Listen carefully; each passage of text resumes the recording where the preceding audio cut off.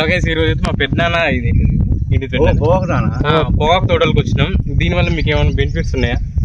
పొగాకు తోటల వల్ల బెనిఫిట్ ఉన్నాయి నాన్న. బెనిఫిట్ లేనిది రైతు ఎదిగేస్తాడు. రైతు అనే ఒక రైతు పొగాకు 16,000 నుంచి 14 నుంచి స్టార్ట్ అయింది పొగాకు కింటా పొగాకు 14 నుంచి 17 నుంచి 18 దాకా పోతుంది.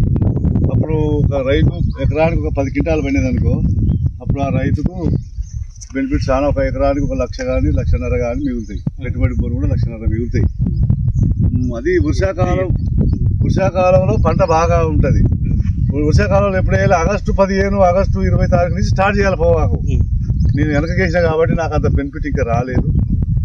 నేను ఇది వచ్చేసారి చేస్తా, వచ్చేసారి బెనిఫిట్ పొందుతా. పొగాకులో మాత్రం బెనిఫిట్ ఉంది. అంటే లైసెన్స్ తీసుకోవాలి?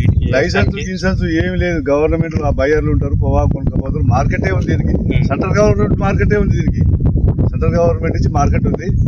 Central government market Nirmala Sitharaman కూడా పొగాకు రేటు ఈ సంవత్సరం పెంచుతామని చెప్పి కూడా మేడం అంది. అంత పొగాకు లేని ప్రపంచం పొగాకు లేని బతకలేదు. మంచిగా పొగాకు బాగుంటుంది. చూసారు కదా, అక్కడి నుంచి తీసుకొని ఇక్కడ ఎండబెడతారంట. ఇంకో చూడండి, ఇట్లా ఇట్లా కట్టి ఎండబెట్టారు. చూడండి మీరే. ఒకేసారి అంట తీసుకొని పోతారంట ఎండిన తర్వాత. ఇదే ఆ తోట కోత అయిపోయిందంట.